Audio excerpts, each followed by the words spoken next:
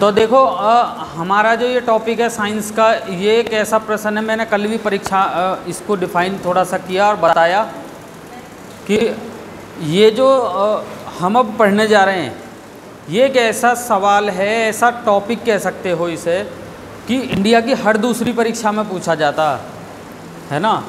GS में ये India की हर दूसरी परीक्षा में क्वेश्चन बनता है यहाँ से। अब परीक्षा चाहे कोई सी भी हो, चाहे आरआरबी की हो, चाहे लोक सेवा आयोग की हो, चाहे एसएससी की हो, चाहे यूपी ट्रिपल एससी की हो, तो मैंने कल इस पे के बारे में हल्का सा हिंट दिया भी था। तो जो टॉपिक है उसका नाम है जैव निम्नीकरणीय अपशिष्ट, और एक होता है अजैविक निम्नीकरणीय अपशिष्ट। ये जितने आपको अजीब से लग रहे होंगे नाम, है ना, ये ही सवाल एग्ज़ाम में पूछा जाता है। और कई बार इसमें 2-3 तरीके के सवाल ही पुट होते हैं बस एग्ज़ाम में।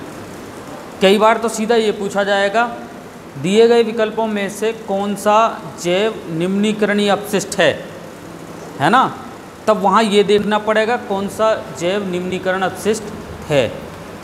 कई बार ये पूछा जाएगा, दिए गए विकल्पों में से कौन सा जैव निम्नीकरणीय अपशिष्ट नहीं है। समझ रहे हैं, जैव निम्नीकरणीय अपशिष्ट नहीं है, तो इसका मतलब फिर ये देखना है कौन सा नहीं है। तो टॉपिक हमारा ये है जैव निम्नीकरणीय अपशिष्ट और अजैविक निम्नीकरणीय अपशिष्ट में अंतर।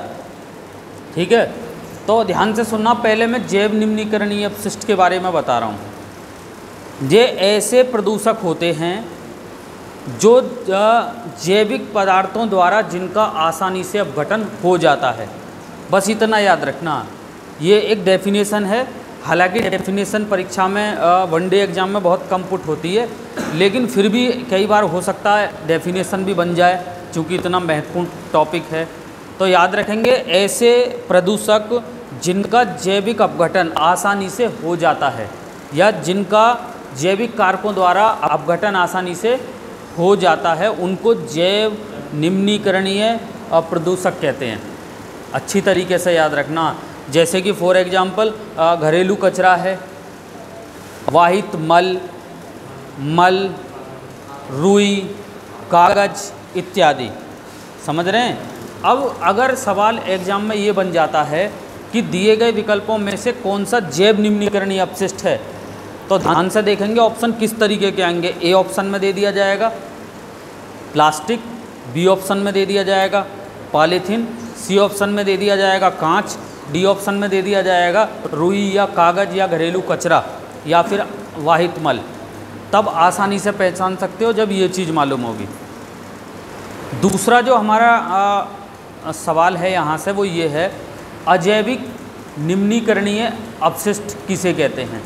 बिल्कुल सेम उसकी परिभाषा को थोड़ा सा चेंज यहाँ पर करेंगे कि ये ऐसे प्रदूषक होते हैं जिनका जैविक कारकों द्वारा अपघटन नहीं होता। बस इतना याद रखना। अजैविक निम्नीकरणीय अपशिष्ट ऐसे प्रदूषक होते हैं जिनका जैविक कारकों द्वारा अपघटन नहीं होता, उन्हें अजैविक निम्नीकरणीय अपशिष्ट कहते हैं।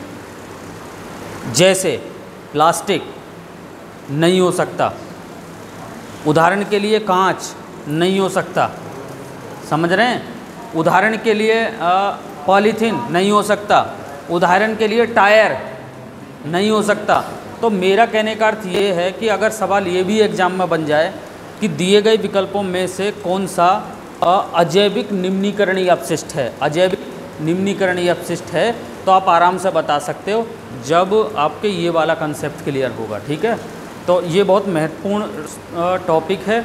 मैंने कल भी इस बारे में हल्का सा हिंट ज़रूर बताया, क्योंकि जीएस पढ़ाते में मैं ये भी बताना चाहता हूँ कि कहाँ ज़्यादा जोर लगाने की ज़रूरत है। ठीक है, तो ये वो सवाल है, इससे पहले अगर आपने नहीं पढ़ा है तो इसे बिल्कुल मांझ के तैयार रखो। इंडिया की हर दूसरी परीक्षा में पूछा जाता, पिछले पेपर कभी उठा कर देखिए। क्लियर। तो वीडियो को लाइक और शेयर करना ना भूलें।